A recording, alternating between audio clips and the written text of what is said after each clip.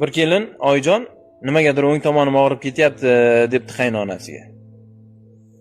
Buni hammasi kam harakatlikdan, ko'proq harakat qiling, ko'proq ishlang, turing mollarga qarang debdi qaynona.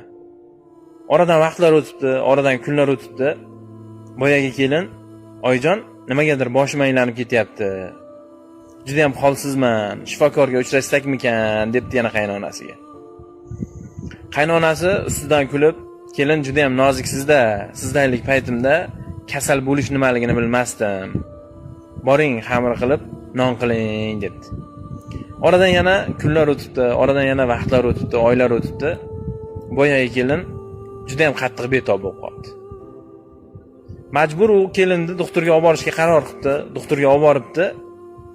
Analiz javoblariga qarashsa, boyagi kelin jigar sirroziga chalingan ekan. Kasallik avjod, kelin nogiron bo'lib qoldi.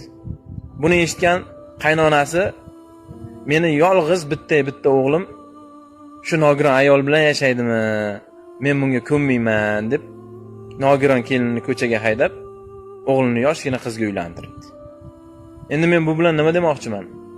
O'zingizni sog'lig'ingizga o'zingiz e'tiborli bo'lmasangiz, o'zingizni qadringizga o'zingiz yetmasangiz, birov yetmaydi-da.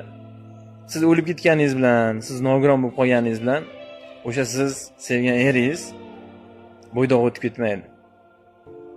Bittasiga uylanadi baribir. O'shaning uchun o'zingiz sog'lig'ingizga o'zingiz e'tiborli bo'ling.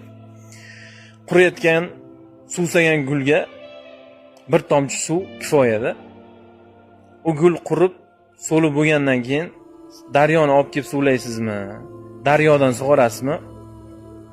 Keyin foydasi yo'q. O'shaning uchun o'zingiz qadringizga o'zingiz yeting. Assalomu alaykum.